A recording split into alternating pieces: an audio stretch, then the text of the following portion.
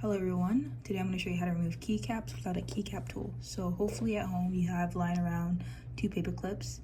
Alright, so what you want to do is you're going to get one end of the keycap underneath the paper clip.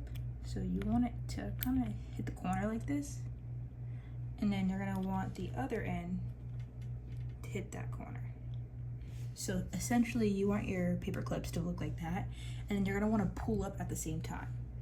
So we're gonna get it and pull. And just like that, you removed your keycap, and it's pretty quite easy actually. And then, yeah.